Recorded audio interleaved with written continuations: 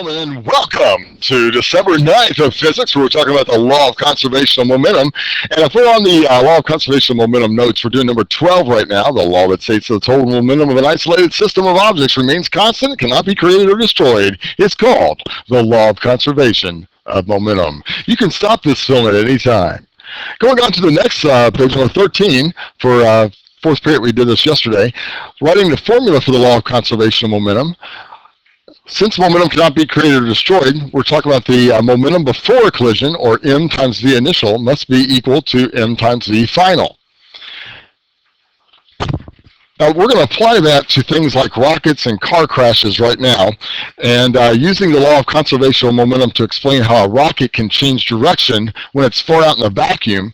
Well, if a rocket's going straight up, it has absolutely no momentum in the x direction. So the momentum of the rocket in the x direction is 0 before it turns. So that means when it starts to turn, that the momentum of the fuel going to the left has to equal the momentum of the rocket going to the right. Well, if the fuel goes to the left, we call that negative momentum, and the rocket goes to the right, we call that positive momentum. And once again, those two things must add up to 0. So if I took my terrible picture of a rocket here, and I have my momentum initial equals the momentum final, once again, before there's 0 momentum going left to right. But in order to turn the rocket to the right, go this way, the fuel has to have a positive momentum, so I made that positive 10. I'm sorry, that's the fuel has to have a negative momentum because it's going to the left, so it thrusts out a negative 10. And so the rocket's therefore going to turn right with a positive 10. Negative 10 plus positive 10 equals 0. Now, next thing I'm going to show you is some different types of collisions, and we're going to do this lab together. And it's an elastic collision is the case in which all the kinetic energy is conserved, and it's going to be an inelastic collision is when the two things stick together. Now, for those of you missing, you're not going to be able to. I'm not going to be able to show you the pictures of these cars going across the air track, but we'll try to do it best with something called Newton's cradles or Newton's balls, as it is so favorably termed. So let's play with Newton's cradle a little bit here. Okay, so what you have here is 5 spheres that are all connected together. And since the law of conservation of momentum says that momentum before a crash has to equal momentum after a crash, if I pull back one of the balls here and it's going to be going to the left, that means that it must, at the very end of the collision, what must happen? Must have equal the same momentum. So one ball must come out of the left. Everybody see what's going on there? So if you take 2 balls and have 2 balls go in from the left, 2 balls come in from the go out to the left. I mean, this provides a guy like me with no life hours of fun. 3 balls come in from the left, 3 balls go out. We can even keep going. And 4 balls. 4 balls go out. Oh, and why not try it? Yes, 5 balls in, 5 balls out. Now, to prove that momentum is a vector quantity, what if I took one from the left and one from the right and made them both go in together? What has to happen at the end? Good. Exactly right. So if I pull back 2, try to get this up here. Oh, well, that was good, Jeff. So if you notice, you pull back 1 on each side, 1 on each side will go back out. If you pull back 2 on each side, 2 will go out. Oh my gosh, could we switch directions here? What if you take 3 and 2? Look at them, switching back and forth. Once again, hours of fun. Then we go 4 and 1. Oh, right there. Not to mention 5 and none. I mean, it goes back and forth. And then you can also do riding the horse. Okay. All right, so that is that. So once again, what type of collision is that going to be called? No, it's called an elastic collision. All right, guys, so what we had on the air track here are 2 cars going across the air track of a friction surface. The mass of car A was point what? 303. The mass of car B was 0.305. And then we took and bounced the cars into one another. The velocity of car A before the collision was what? 0.630. And the velocity of B after the collision was 601. Now watch how I do the formula here real quick for these.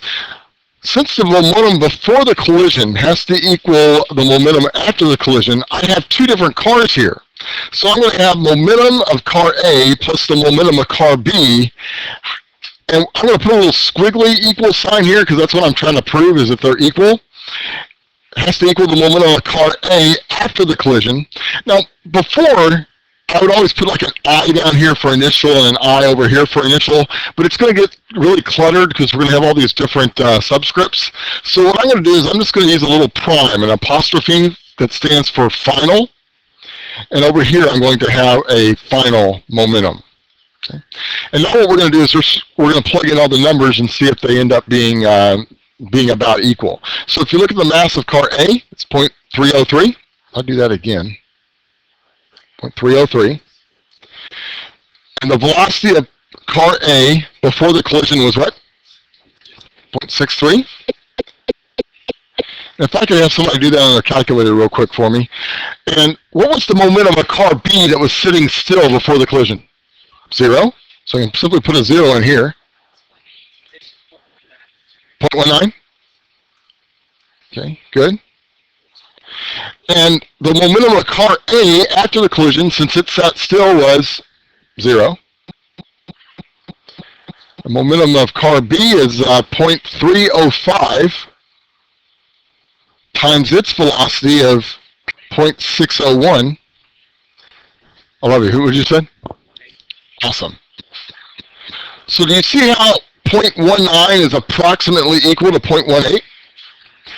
Now, where did that other momentum go, though? Yeah, exactly right. You had some friction, you had some sound, you actually heard the cars smack into each other.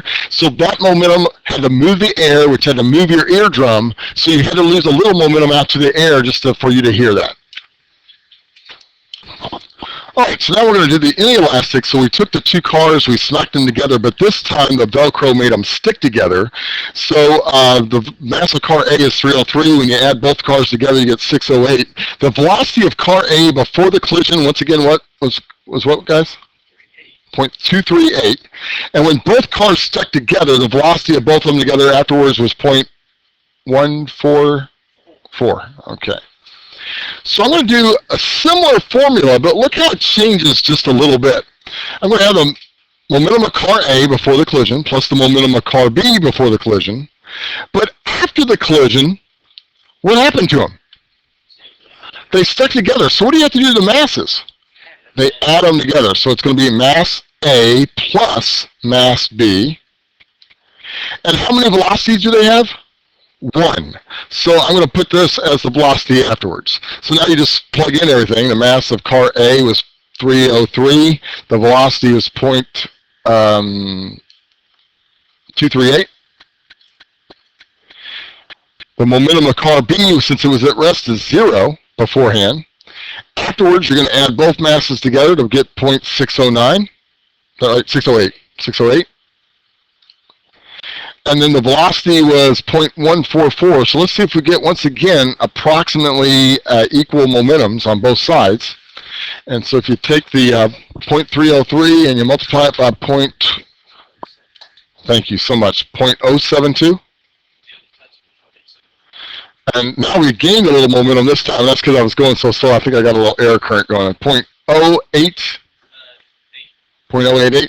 So we're still really close as far as the amount of momentum sticking together. Once again, since the air's blowing on them, those little cards act as sails.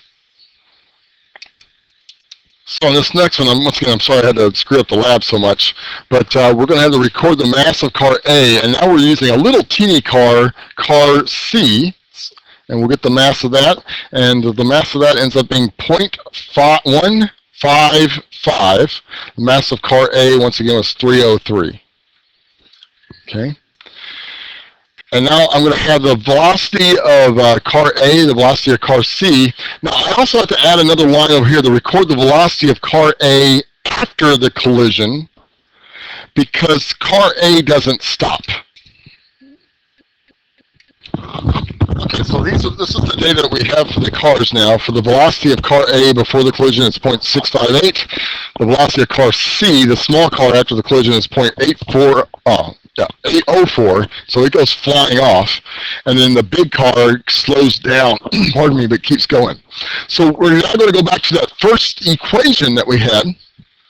We're going to have the MVA before the collision, plus the MVC before the collision.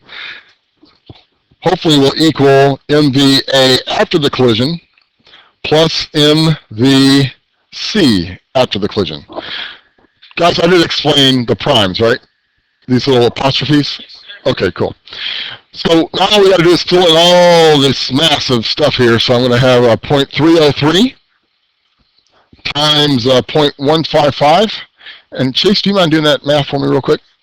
C was at rest, so I'm going to put plus 0. That's what I meant to say. Sorry, guys, it's 658. Thank you very much.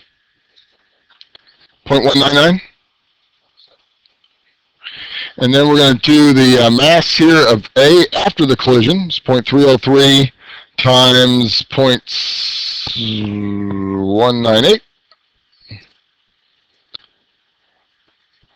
And this will be 0.155 times 0.804.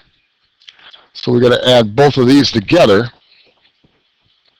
That's both of them added together? 0.185. So we're getting really, really great data as far as that being really, really close together. Once again, you lose that momentum due to sound, due to a little bit of friction and things of that nature. All right, so number 17 on this is going to be 90 degrees. If you have two billiard balls with the same mass hitting each other with no angle or spin, what angle will reflect apart at? Always 90 degrees. I'm going to show you a little bit of a trick as far as playing pool for those of you that enjoy playing pool. Let me show you this real quick. On your pool tables,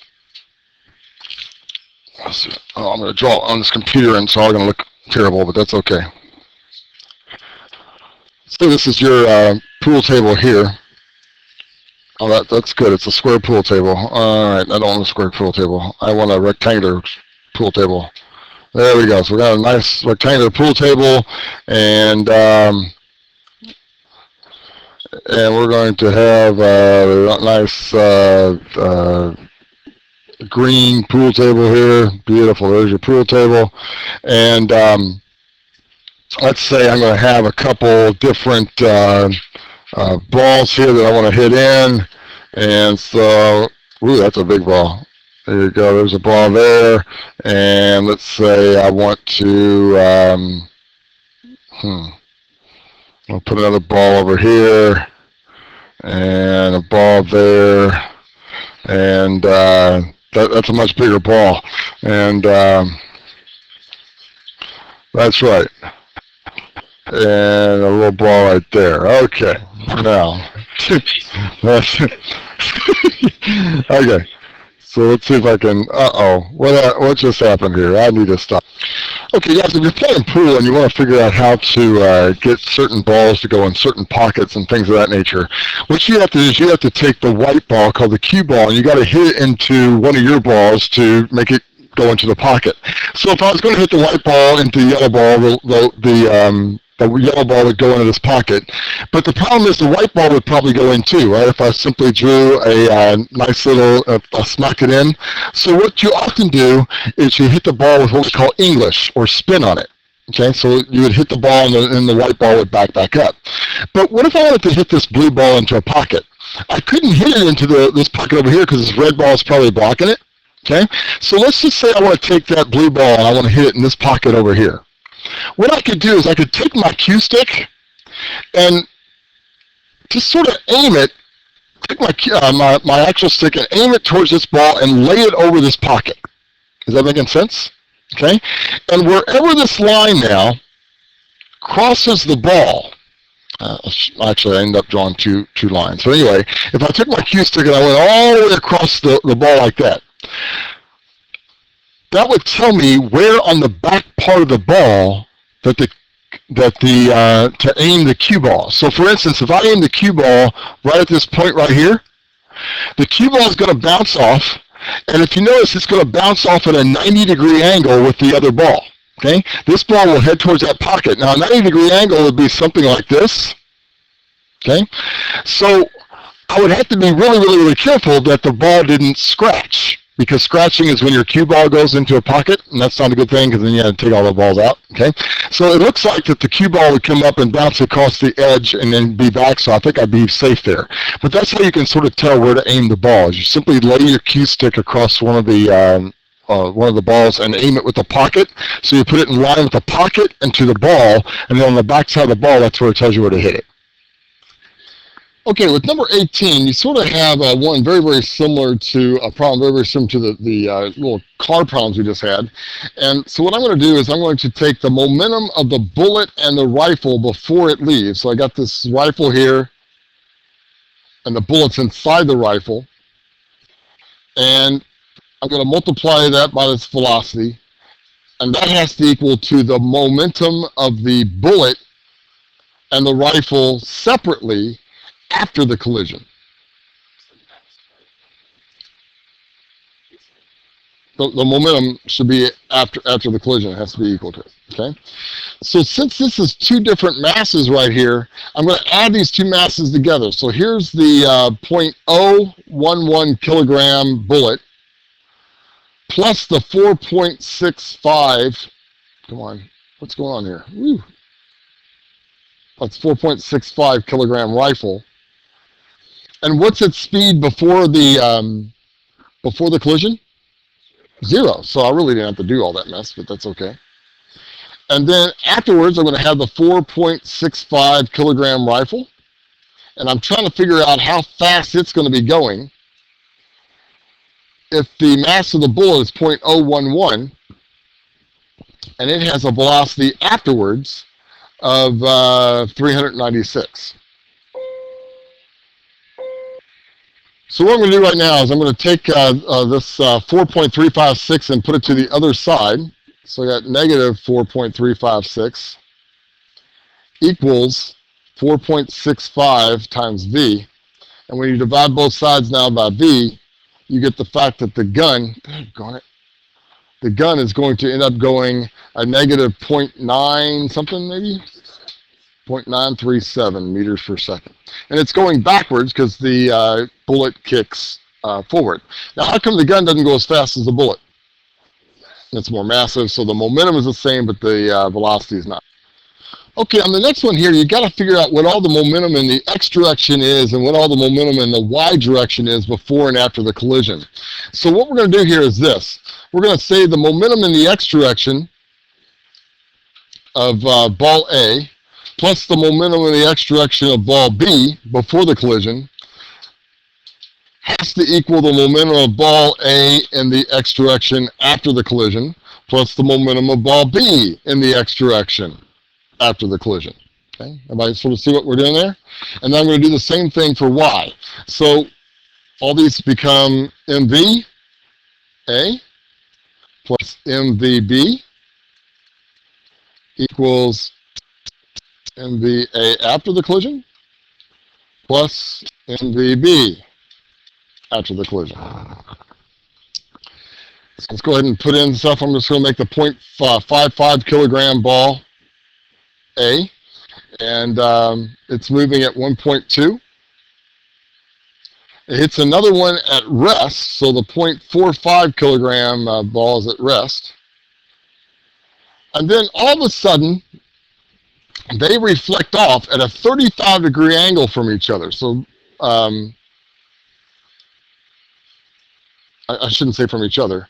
It actually goes off at a 35-degree angle with the horizontal. So this is 35 now. And then you have to figure out what is the speed and angle of ball B. So ball B is going to come down here like this. Ball A is going to come up here like this. So if we sort of look at this right now, I'm going to put in the mass of ball A, which is 0.55. But since this is all in the X direction, if I wanted to know how much this was going in the X direction here, what would you have to do?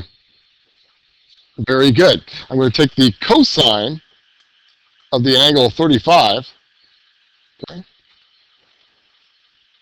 times the speed that it goes off with, of 0.89. And then I got to add that to the mass of B, which is 0.45.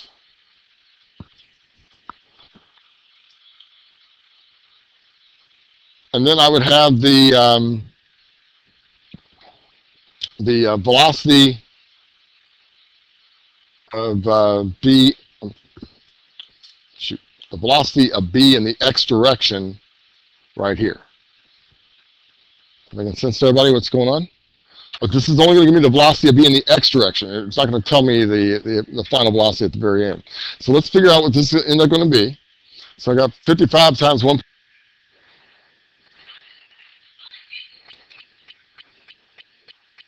So here's another great example of a pool problem itself too.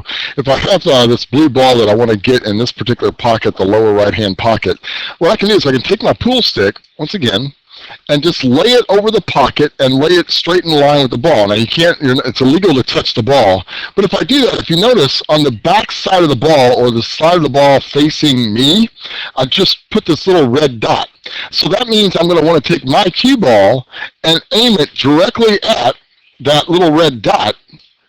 And if you ever play me in pool, I know exactly where to aim it, but I can never hit it. So if you want to win some money, just play me in pool. And so I'm going to hit it right there on that little red dot. And that blue ball will go right in that pocket. Now the problem is that all balls will bounce apart at 90-degree angles if they weigh the same.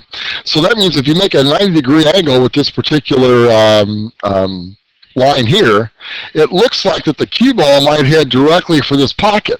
So if that's the case, you need to make sure that you hit the cue ball soft enough to where the blue ball will go in, but the cue ball won't.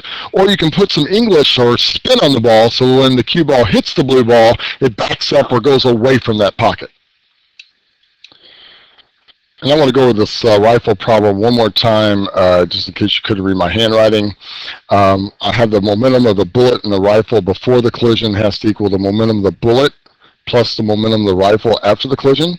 So before the collision, since somebody was moving, you have a momentum of 0.